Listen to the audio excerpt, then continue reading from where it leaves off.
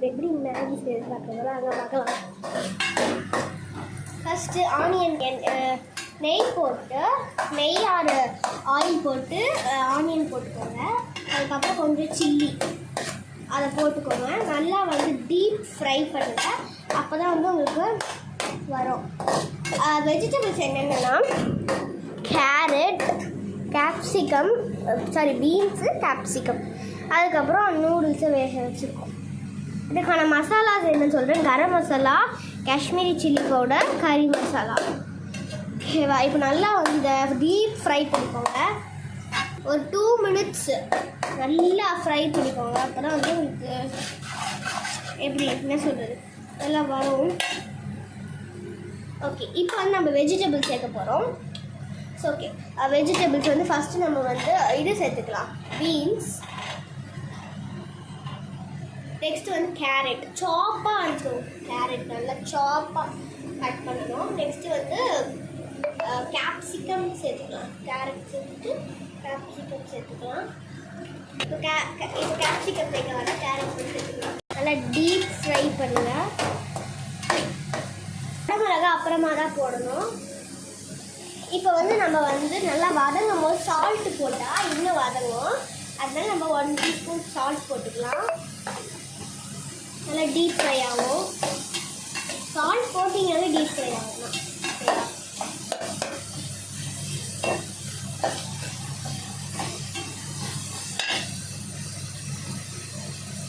and then ginger garlic paste சேர்த்துக்கலாம். எவ்வளோக்கு வேணுமோ அவ்வளோ சேர்த்துக்கலாம்.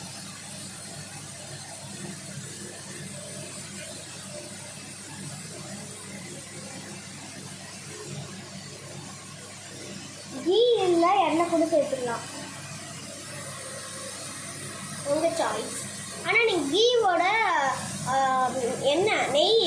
நெய்யோ நெக்ஸ்ட்டு வந்து எண்ணெயோ ஆயிலும் வந்து சேர்த்துக்கீங்க. மெயின் வந்து ஆயில் சேருங்க, அப்போ தான் வந்து நல்லா டீப் ஃப்ரை ஆகும். ஸோ கீனா வந்து என்ன தேவைப்படுது, கீனா வந்து நல்லா வந்து ஒரு மாதிரி ஃப்ளேவர் வரும். அதனால அது நல்லா இருக்காது. ஸோ அது வேணும்னா ஆப்ஷனல் தான். நல்லா வாசனை வந்து எங்களுக்குறாங்க.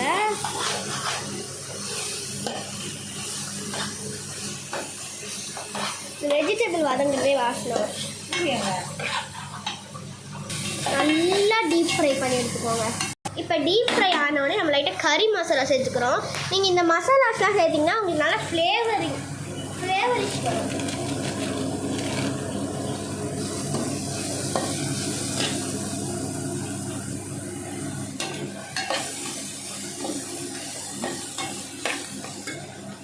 இப்போ வந்து நம்ம லைட்டாக வந்து இது சேர்த்துக்கலாம், ஃப்ரைட் ரைஸ் மசாலா.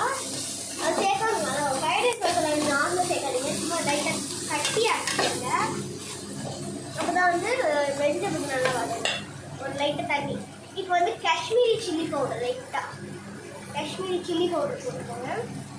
நம்ம கேப்சிகம் எப்போ லாஸ்ட்டு தான் ஆட் பண்ணுவோம். லைட்டாக கேப்சிகம் வச்சு, ஆனால் இப்போ கேப்சிகம் வந்து இங்கே இருக்குது. இது அப்புறமேட்டு சேர்க்க போகிறோம். இப்போ கேப்சிகம் சேர்க்கலாம். இங்கே பாருங்கள், இப்போ கேப்சிகம் சேர்க்குறோம். கேப்சிகத்தை நல்லா டீப் ஃப்ரை பண்ணிக்கோங்க. அப்போ தான் உங்களுக்கு வந்து நல்லா வரும்.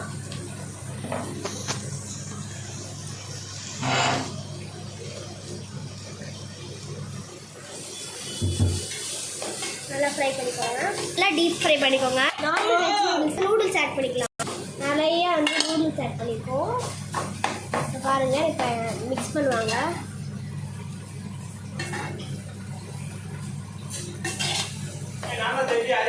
வந்து நம்ம சோயா சாஸ், சோயாபீன் இருக்குல்ல, அதில் சாஸ் பண்ணிக்கலாம்.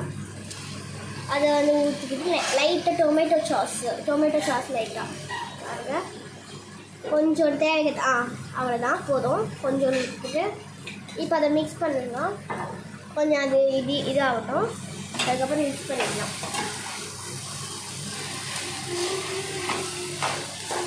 பார்த்தீங்களா, உங்களுக்கு தெரியுதுன்னு நினைக்கிறேன்.